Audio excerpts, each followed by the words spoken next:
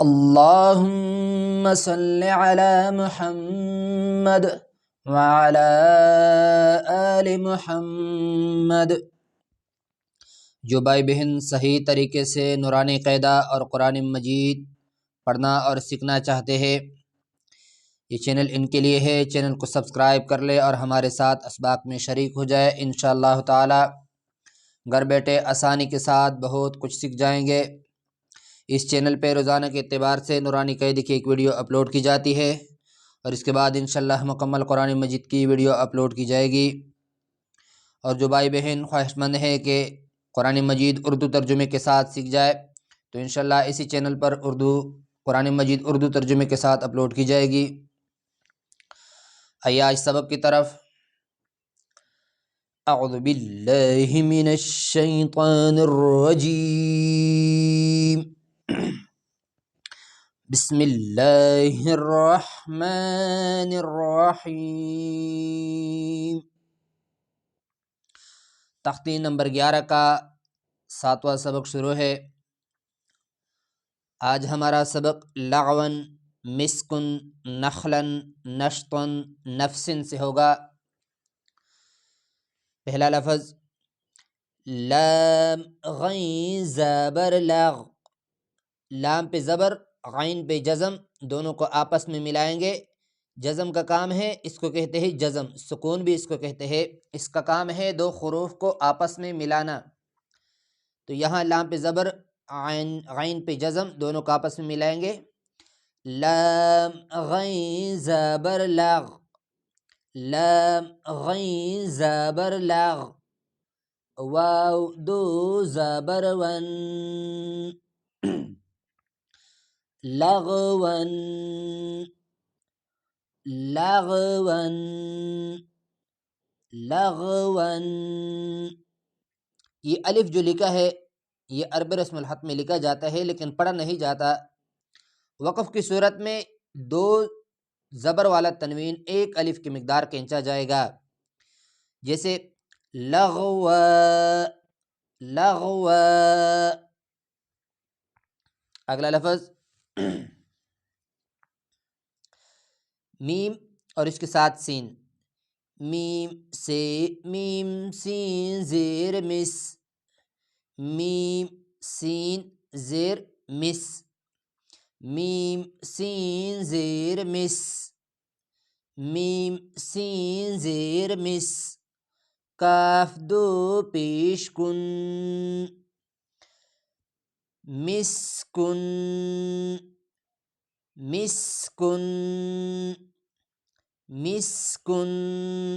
یہ کاف، چھوٹا کاف ایک ہوتا ہے بڑا کاف، جیسے ابقا میں ہے اور نقان میں ہے، جو موٹا کاف ہے، دو نقطوں والا کاف ان کو کہا جاتا ہے، ان کو موٹا کر کے پڑھا جائے گا، اور اس کو باریک کف کہتے ہیں۔ مسکن، مسکن۔ وقفاً، وقف کی صورت میں جب وقف کریں گے تو آخری جو حرف ہوتا ہے وہ سائلنٹ ہو جاتا ہے، اس کا جو حرکات ہوتا ہے وہ حذف ہو جاتا ہے۔ تو ہم پڑھیں گے مسک، مسک، مسک۔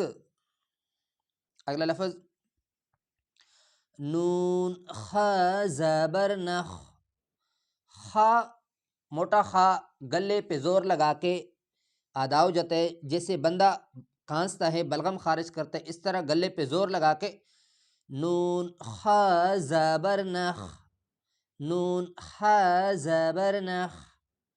لام دو زبر لن، نخلن، نخلن، نخلن۔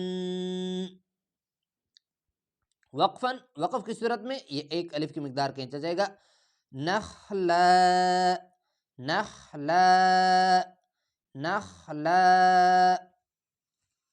اگلا لفظ نون شین زبر نش، شین، سین کی طرح یہ جو چیز لکھا ہے، اس سین کے اوپر جب تین نقطے آ جائے تو اس کو شین کہا جاتا ہے۔